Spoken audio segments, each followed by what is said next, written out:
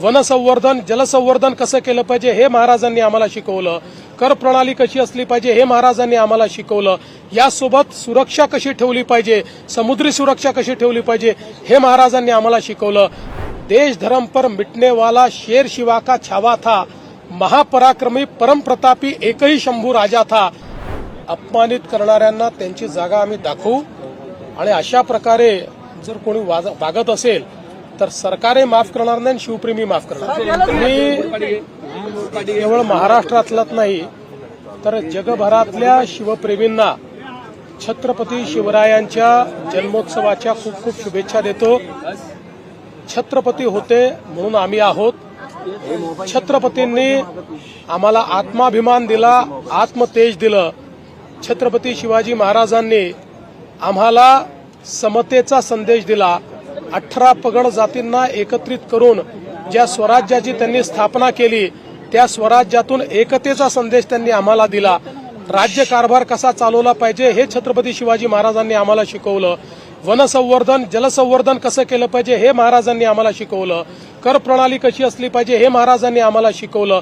यासोबत सुरक्षा कशी ठेवली पाहिजे, समुद्री सुरक्षा कशी ठेवली पाहिजे हे महाराजांनी आम्हाला शिकवलं। आणि या सगळ्या आज्ञावलींचं पालन करत असताना पहिल्यांदा मराठी भाषेला राजभाषेचा दर्जा हा छत्रपती शिवाजी महाराजांनी दिला आणि फारसी भाषेचे शब्द वगळून सगळ्या आज्ञावली मराठी भाषेत करण्याचं काम छत्रपती शिवाजी महाराजांनी आम्हाला दिलं। आणि म्हणून हे आत्मतेज आणि आत्मभान घेऊन छत्रपती शिवाजी महाराजांचे मावळे म्हणूनच आम्ही या ठिकाणी राज्यकारभार करतो।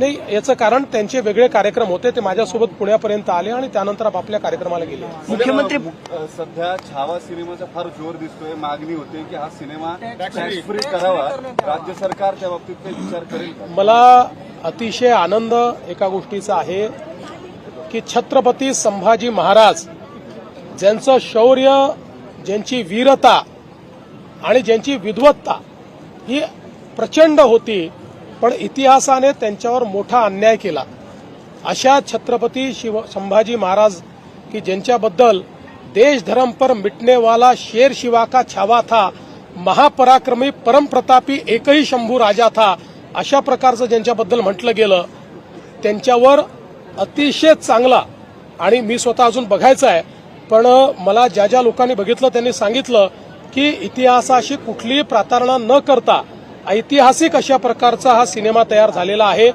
त्याबद्दल पहिल्यांदा मी सिनेमाचे निर्माते, सिनेमाचे निर्देशक आणि त्यातले प्रमुख ज्यांनी रोल केलाय ते विकी कौशल यांचं मनापासून अभिनंदन करतो।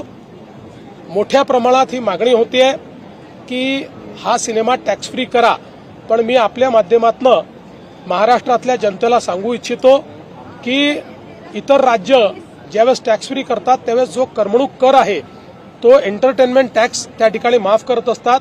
महाराष्ट्राने 2017 सालीच निर्णय घेतला आणि महाराष्ट्रामध्ये करमणूक कर हा आपण नेहमी करता रद्द केलेला आहे, त्यामुळे आपल्याकडे करमणूक कर नाही आणि म्हणून अशा प्रकारची माफी देण्याकरता तो करच आपल्याकडे नाहीये।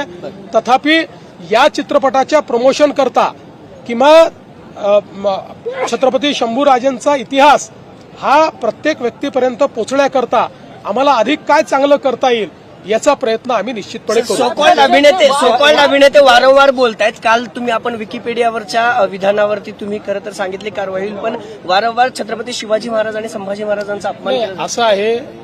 अपमानित करणाऱ्यांना त्यांची जागा आम्ही दाखवू आणि अशा प्रकारे जर कोणी वागत असेल तर सरकारही माफ करणार नाही, शिवप्रेमी माफ करणार। एक समिती इतिहास अभ्यासकांची तयार करून हे वादविवाद थांबवतो त्यासाठी काय प्रयत्न केला?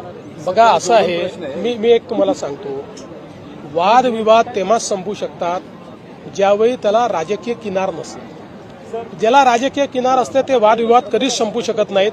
तथापि मला असं वाटतं की यापूर्वी देखील आपण अनेक समित्या तयार केल्या आहेत, त्यांनी काही रिकमेंडेशन दिले आहेत, त्याच्यावर सरकारने निर्णय देखील घेतले आहेत। चला।